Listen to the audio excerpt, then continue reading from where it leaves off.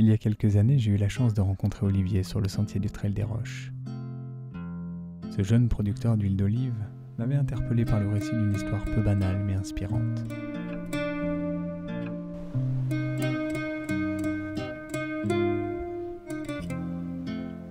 Si nous sommes ici à ses côtés en plein cœur du Péloponnèse, c'est qu'il a souhaité partager avec vous le récit d'une reconstruction, basket au pied.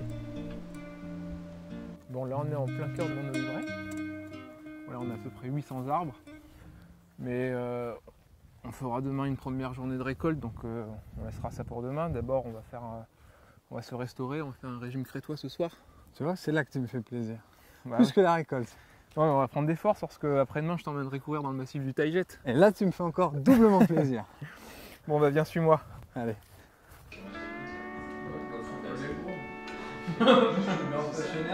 C'est assez compliqué de venir en Grèce et de ne pas parler quand même du régime crétois.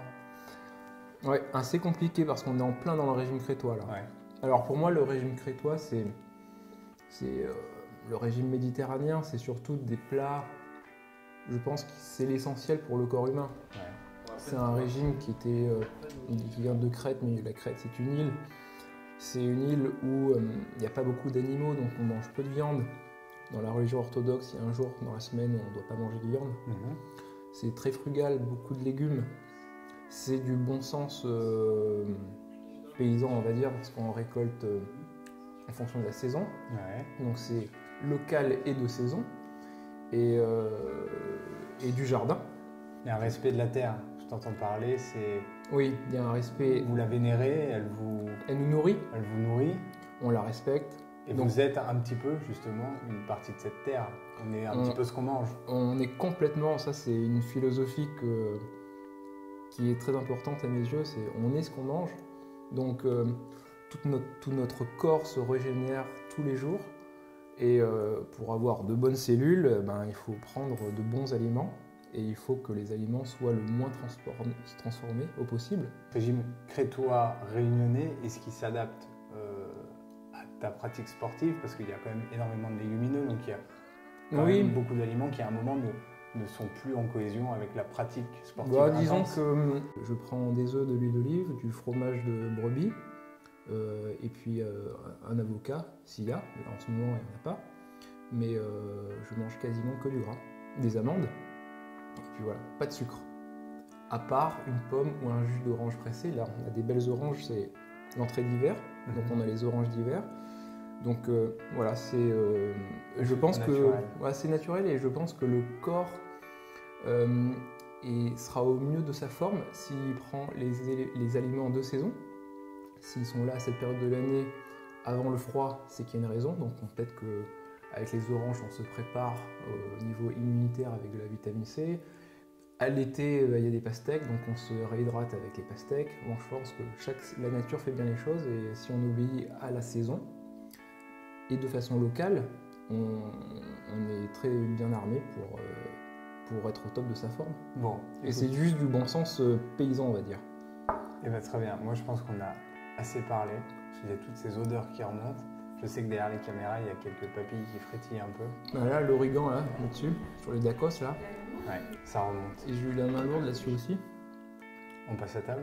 Allez, go. Bon.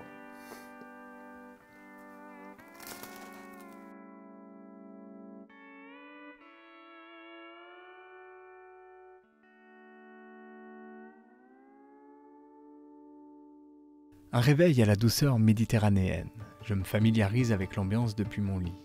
Les premiers sons me viennent, la cuisine chante, le café a coulé et l'écho des oliviers bercés par le vent me fait comprendre que la récolte a commencé.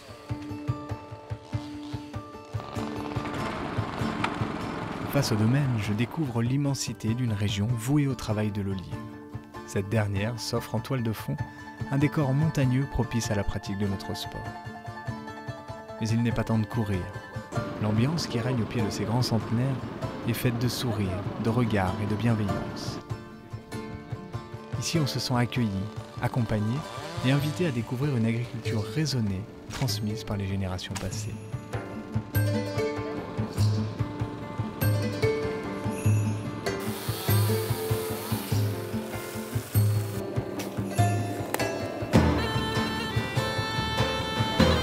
gestes n'ont pas changé. Seule une machine accompagne et facilite la tâche. Du reste, c'est avec les mains que l'on travaille.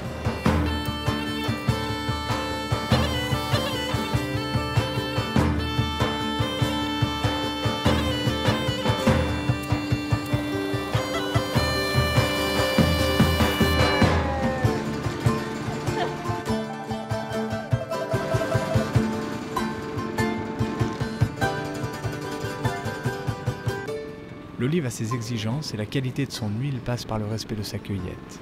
Alors chacun connaît la marche, et c'est dans un ballet de gestes ancestraux que l'on partage les rires et les chansons, jusqu'à l'heure du déjeuner.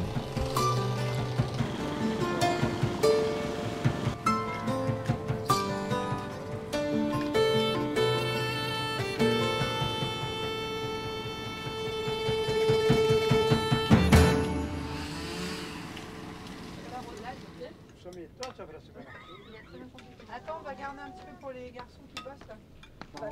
Les mêmes fois marché local, bio. Mais fini, ça va être fermé. Ah, ça y est. On est foutu Il est dehors. au taquet. Je l'ai poussé chez moi et je donne un dollar pour faire. Je donne un... Il est bon ce piment. Non, Raphaël. C'est fini là, oh là, c'est fini. Ah bah là, ouais.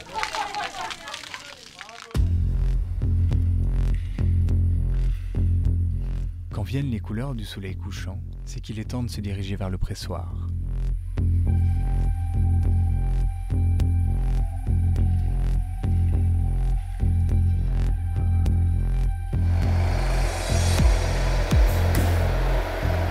Là encore, tout est une histoire de famille. De génération en génération, ils ont vu passer le fruit d'une tradition. Et même si les machines ont remplacé la force des hommes, ces derniers sont encore présents, attentionnés et passionnés par la transformation du fruit.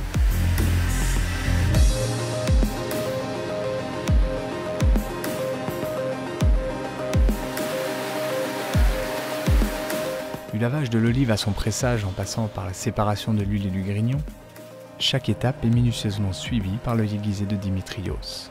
Une exigence qui leur vaut d'être certifiés par de nombreuses normes, dont celle de l'AOP et du bio. Je découvre alors une agriculture européenne sensible et responsable, loin de tout ce que j'ai pu entendre et lire parfois.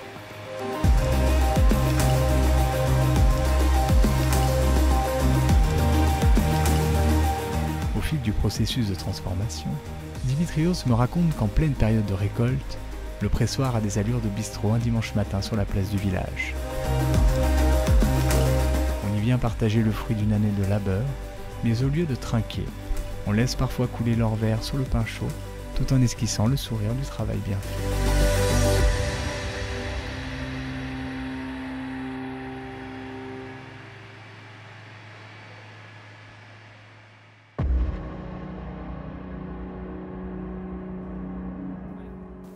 Donc un cadre idyllique, on est ici en Grèce, on est entre mer et montagne. Je connais aussi un autre de tes cadres de vie, qui est Annecy. Oui. Tu partages une grande partie de ton temps entre le sport, la gestion de l'oliveraie, Oui. et aussi le temps de famille avec ta femme et tes enfants. Oui.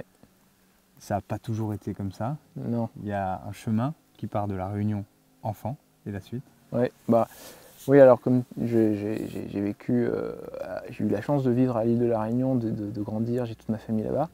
Et donc Annecy et la Grèce, c'est des environnements choisis parce que j'ai fait une partie de mes études à Paris et c'est en faisant ces études-là à Paris que j'ai compris que l'élément naturel qui est l'eau et la montagne me manquait vraiment. À la Réunion, tu as l'eau, la mer, la montagne, où tu sois sur l'île, tu as un point de vue sur l'un ou l'autre, voire les deux. Et je retrouve ça ici en Grèce et naturellement à Annecy parce que je vis près du lac et au pied des montagnes. Donc oui, j'ai quitté l'île de la Réunion pour faire mes études à Paris et à Paris j'y connaissais rien, je connaissais pas du tout cette ville, ma famille non plus. Et c'est une ville où je me sentais pas à ma place. Je ne pouvais pas m'épanouir personnellement, même si j'ai beaucoup appris pour mes études. Mais voilà, j'étais en décalage, je me sentais en décalage entre les Parisiens et ce que je suis au fond de moi, quoi. Donc j'ai quand même eu la chance de faire de bonnes études et de commencer un bon travail. Voilà, j'étais dans le secteur bancaire, Tu étais dans les codes de l'éducation parfaite. Voilà, j'étais vraiment lancé sur une trajectoire assez sûre, sereine. J'avais fait de belles études sans vraiment d'échecs, mais quand même un conditionnement sans s'en rendre compte de la société, des attentes de la famille. Donc là, à 33 ans, À 33 ans, accident de vie. voilà, on découvre une tumeur Ok. sur un nerf facial. Lors d'une opération de routine, on me coupe 3 cm de nerf facial, donc j'ai une grosse paralysie. Tu t'en es pas. Pas du tout. Et là, c'était vraiment un vrai choc parce que mon visage était complètement paralysé. Donc le choc du miroir, voilà, ça a été vraiment une réalité cruelle. Affronter ce nouveau visage. Ouais, ce nouveau visage, et on m'a bien expliqué que pour faire une bonne rééducation, je devais oublier ce visage.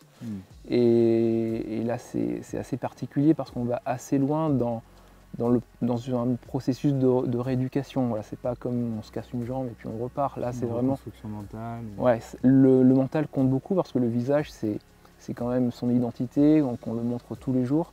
On est jugé à travers ça aujourd'hui dans notre société. Bien sûr. Et j'ai réussi quand même à ne pas perdre confiance en moi grâce à ma famille qui a constitué un socle important à la base de ma rééducation. Bien sûr. Et aussi au sport, notamment à la course à pied, qui pour moi était vraiment un trait d'union entre ma vie d'avant et ma vie d'aujourd'hui, dans le sens où c'était la seule activité où je n'avais pas perdu de faculté, donc mes jambes marchaient très bien. Donc là, je suis reparti à la quête de mes sens. Et le trail running, donc, je ne l'ai plus vu comme un outil d'épanouissement physique, mais de rééducation. En fait, construction personnelle. voilà, le trail running m'a permis de m'entraîner à me rééduquer pour que ma rééducation soit un vrai plaisir. À partir de cette époque-là, c'est devenu un style de vie et non plus un sport parce que j'ai pu me reconstruire et surtout, je l'ai pratiqué de façon quotidienne. Donc en ayant un mantra, comme pour du yoga, en me concentrant sur moi et que moi. C'est-à-dire que je ne courais plus pour un chrono, pour une place ou quoi que ce soit. Je courais vraiment pour me replonger au bout de quelques minutes de course dans mes sensations. Et la course à pied m'a beaucoup appris parce que, par exemple, maintenant, j'aime les longues distances. Je pense que la part d'introspection m'apporte beaucoup sur moi, sur la connaissance de ce que je suis, de ce que je veux. Et oui, c'est un épanouissement. Tu devais aujourd'hui, toi, au travers de cet accident de vie vécu, de cette reconstruction, faire passer un message à des gens qui, tout comme toi, se reconstruisent au travers justement de ce sport ou d'un autre. Ce serait lequel? Je pense que c'est un chemin. Et le chemin à travers l'acceptation et aller à l'essentiel est un des chemins que moi j'ai trouvé en tout cas. Je ne suis pas un donneur de leçons, mais je trouve que avoir passé par ces jalons-là est un bon outil pour arriver à vivre l'instant présent pleinement, en pleine conscience, et dans une vie beaucoup plus simple. Et finalement, la simplicité, en général, un paysage simple, c'est un paysage toujours beau. Voilà, en faisant des choses simplement, on les fait toujours de façon efficacement, parce qu'il n'y a pas, on n'y pense pas, on les fait de façon instinctive, automatique quasiment. Et en le faisant en pleine conscience, et ben voilà, on en retient l'élément essentiel. Très bien. Très bien. Bravo. Voilà. C'est chouette.